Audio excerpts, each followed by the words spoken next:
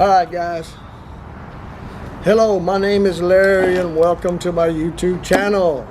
Today we're going to make you some old Smoky Moonshine peppermint flavored moonshine.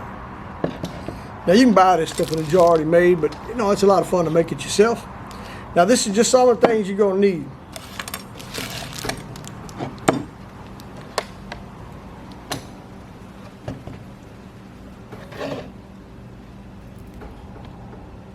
See that?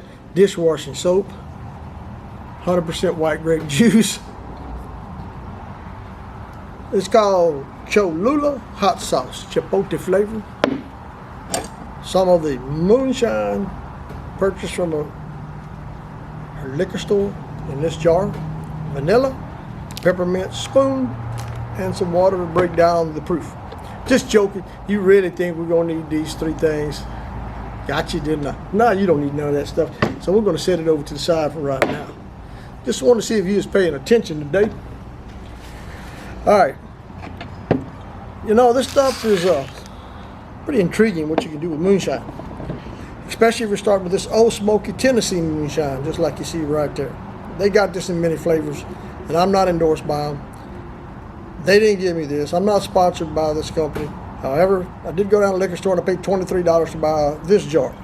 And that's what I'm using for the purpose of the videos. But it doesn't mean you can't go down there and buy you some regular moonshine. You know, straight out the still. Just like you see in that jar. Is this real moonshine? You tell me. It is actually proof down to 85. It should taste a little warmer than that. Where's water?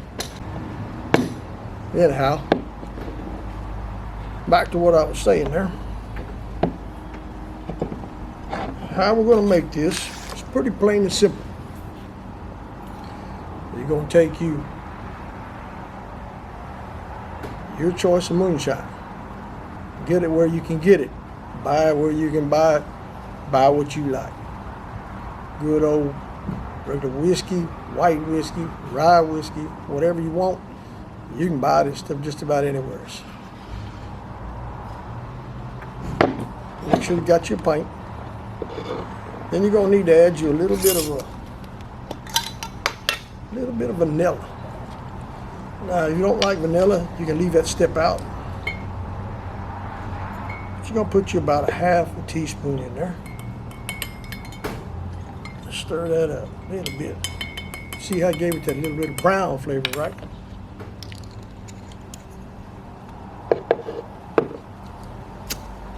Now, for the purpose of the video, you see this stuff here is 100 proof, 50% by volume. You don't want to make this peppermint moonshine 100 proof, because I'm going to tell you why. When you start adding these peppermints to it, eucalyptus, menthol, whatever it's got in them, it seems like it brings that proof way up there to about 130 proof. It's got a real bad bite to it when it goes down your throat, and it burns all the way down into your belly. So unless you're making cocktails or something like that with this, if you just want it for a sipping liquor, I'm going to put you 2 or 3 of these mints in it. Peppermints, whatever you want to call them. Now, if you don't do what I'm telling you, guarantee you, I can get my old choppers out. As soon as you start drinking that stuff after they melted in there a couple of days, woo, when you first put it in your down the old chugger, it's pretty stout, kicks you pretty hard. So we're gonna put 3 in there. For the purpose of this video, let me throw my trash over in my trash can, right? I got one of those. Anyhow, you'll see that the peppermint starting to dissolve. I'll see if I can get it closer. You'll have little fragments in the shine because it's coming out of that peppermint. Well, you know it's safe to drink if it's safe to eat that peppermint. So you're probably pretty good right there. Now you let this set for a couple of days and it's going to turn kind of like a watermelon color. Now it may change a little bit with that vanilla, but it's going to go back to more of a light like watermelon color. Let this stuff set for about a week to 2 weeks. You got you something ready to put down the chugger and introduce to your friends. It's pretty good stuff. Now, like I said in the first part of the video, I'm thinking, well, that B and me gonna be fighting. This was initially 100 proof, and you can bring it down to 85 proof with a hydrometer. Just adding your little water and making sure you shake it up real good. Now, I can't tell you how much water you're gonna need to bring that down, but I can tell you this, that it was about that full, and I topped the rest off with water, and I did check it with a hydrometer, and it did bring it down to 85. So 85 proof is still a little warm, but I guarantee you, when you taste it, you're gonna know it. Now, let me go get a jar that I've already got done, and let's see how that turns out. I'll give you a shot of the jar that's already been processed or been actually ran through the system for about 2 weeks. Give me one moment, I'll be right back. Okay, we made it back now. Let me get the old mic set up. See if we got to fight with any more of these old bees out here. The old bees pretty cocky today. I'm not going to clip this thing underneath my clothes. I don't think it's really necessary. I think, we got a lavender mic here, and you'll see it easy either way you look at it. All right, I think we got it close enough where you can hear what I'm saying, my old farty old voice. Anyhow, you can already see that it's starting to change colors. It's starting to dissolve, it's starting to melt. Now, this is one that's been setting for a couple of weeks. Kind of like a pinkish fuchsia color.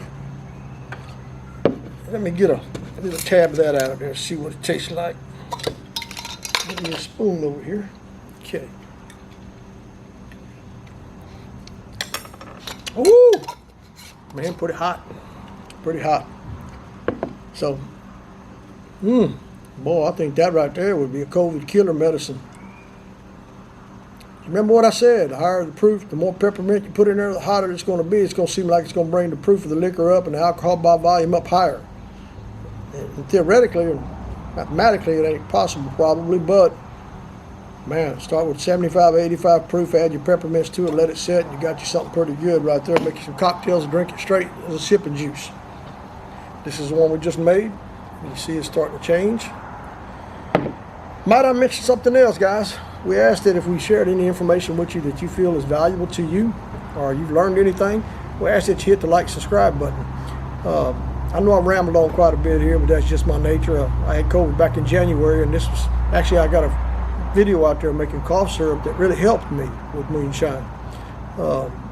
It helped bring up all the phlegm, the green, those lime colored crap out of my chest, and helped me recover from it pretty quickly. I don't know if it stopped it, but it was a beneficial factor to me recovering from COVID. And I was pretty much on my deathbed for 2 days, actually 37 days.